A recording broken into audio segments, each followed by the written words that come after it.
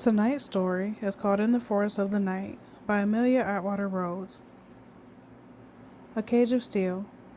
It is a cruel thing to do to cage such a beautiful, passionate animal, as if it was only a dumb beast. But humans do so all too often. They even cage themselves, though their bars are made of society, not of steel.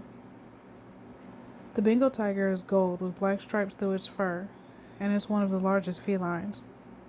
The sign reads Panthera tigris tigris. It's simply a fancy name for tiger. I call this one Tora. She's my favorite animal in the zoo. Tora walks toward me as I approach her cage. The minds of animals are different from the minds of humans, but I've spent much time with Tora, and we know each other very well. Though the thoughts of animals can rarely be translated into human thought, I understand her, and she understands me. Such a beautiful animal should not be caged. I relinquish my human form for that of a hawk as I leave the zoo, which has been closed for hours. The security guard fell asleep rather suddenly, as many do upon meeting my eyes, so there's no one to witness my departure. I could bring myself to my home instantly with my mind, but I enjoy the sensation of flying. Of all the animals, the birds are perhaps the most free, as they are able to move through the air, and there is so little that can stop their flight. I land only once, to feed, and then arrive back at my house in Massachusetts, close to sunrise. As I return to my human form, I catch a glimpse of my hazy reflection in my bedroom mirror. My hair is long, and is the color of old gold. My eyes, like those of my kind, became black when I died. My skin is icy pale, and in the reflection it looks like mist. Today I wear black jeans and a black t-shirt. I don't always wear black, but that was the color of my mood today. I don't care for the new, quickly built towns humans are so fond of scraping up out of plaster and paint. So I live in Concord, Massachusetts, a town with history. Concord has an aura, one that says, "This land is ours, and we'll fight to keep it that way." The people who live here keep Concord as it was long ago, though cars have replaced the horse-drawn carriages.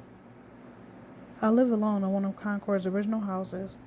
Over the years, I've made myself a long-lost daughter of several wealthy elderly couples. That is how I inherited the home I live in. Though I have no living relations that I know of, it's not difficult to influence the thoughts and paperwork of the human world. When mortals do begin to question me too closely, I can easily move to another location. However, I make no human friends, no matter how long I stay in an area, so my existence and disappearance are rarely noticed. My home is near the center of Concord. The view from the front windows is the Unitarian Church, and the view from the back windows is a graveyard. Neither bothers me at all. Of course there are ghosts, but they don't harm, besides the occasional startle or chill. They're usually too faint to be seen in the daylight. My home has no coffin in it. I sleep in a bed, thank you. I do have blackout curtains, but only because I usually find myself sleeping during the day. I do not burn in the sunlight, but bright noonday sun does hurt my eyes. The vampire myths are so confused that it's easy to see that they were created by mortals. Some myths are true. My reflection is faint, and older ones in my line have no reflection at all. As for other myths, there is little truth and many lies. I do dislike the smell of garlic, but if your sense of smell was 20 times stronger than that of the average bloodhound, would you not dislike it as well? Holy water and crosses don't bother me. Indeed, I have been to Christian services since I died, though I no longer look for solace in religion. I wear a silver ring set with a garnet stone, and the silver doesn't burn me. If someone hammered a stake through my heart, I suppose I would die, but I don't play with humans, stakes, or mallets. Since I'm speaking about my kind, I might as well say something about myself. I was born to the name of Rachel Weeder in the year 1684, more than 300 years ago. The one who changed me named me Risika, and Risika I became. Though I never asked what it meant. I continue to call myself Risika, even though I was transformed into what I am against my will.